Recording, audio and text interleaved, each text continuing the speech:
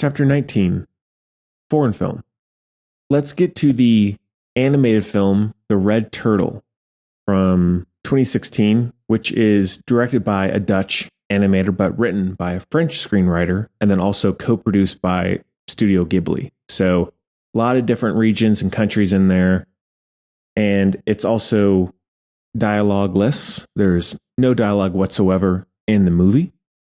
And the synopsis is: a man is shipwrecked on a deserted island and encounters a big red turtle, which changes his life.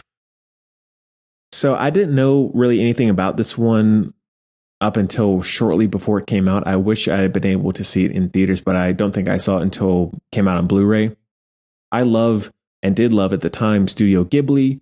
I love indie animation, hand-drawn animation, any sort of non-digital. Not to say there's anything wrong with digital animation, but I'm always looking out for unconventional alternative forms of animation and more classical forms. And so this one definitely piqued my interest. I love films that can be told purely on a visual level, like no dialogue. Great, I'm there. I like quiet movies like this. And I think the movie is very, very good.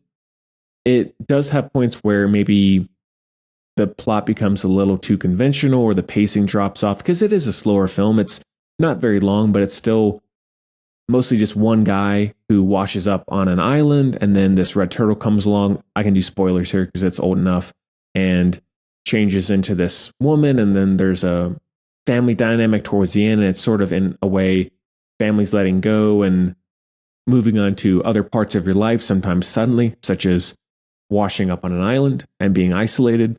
So it's a very classically told, traditionally told sort of film, and very worth watching if you like animation and anything in that realm, or Studio Ghibli. Like, it's one of the best and one of the most unique, one of the best sequences for sure, both suspense wise, storytelling wise, and animation wise, is the tsunami sequence. I won't go into too much of the story, but the tsunami sequence is amazing. And really just the opening where there's this guy on I think it's a raft, and he's adrift in the ocean and then washes up on this island and basically just has to figure it out, almost like a Castaway sort of thing, just more fantastical, of course.